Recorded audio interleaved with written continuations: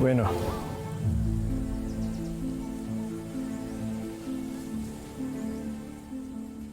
Anong biro ito ng tadhana at tayo pang dalawa ay pinagtagpo? ¿Estás hablando conmigo? Kayo nga po, Fraile. Meron sana akong mga itatanong sa inyo. Ngunit hayaan niyong ipakilala ko muna ang aking sarili. Ako nga pala si... Crisostomo Ibarra, anak ng erehe at filibustero.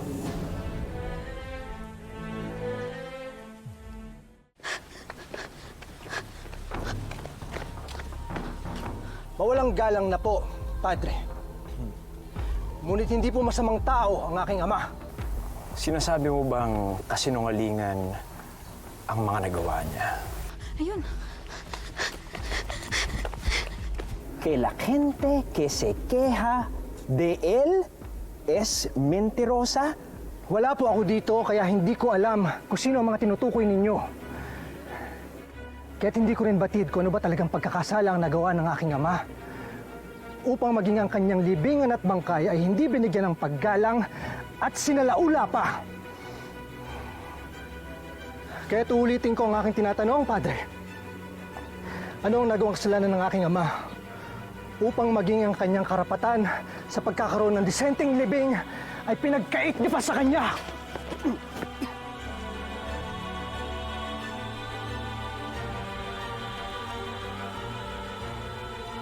Tanggalin mo ang iyong kamay sa aking balikat. Paumanhin po, Padre. Ngunit sagutin niyo muna ang aking mga katanungan. Ano't ginawa niyo to sa kanyang libingan at bangkay?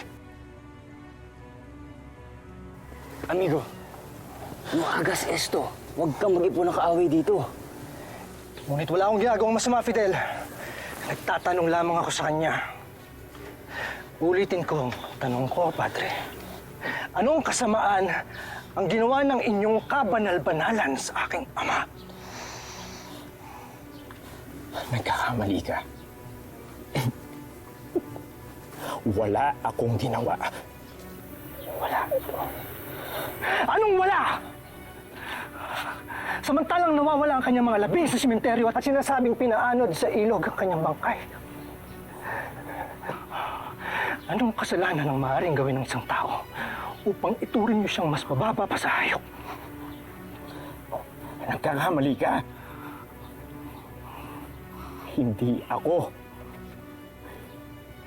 Hindi ako ang nag-utos.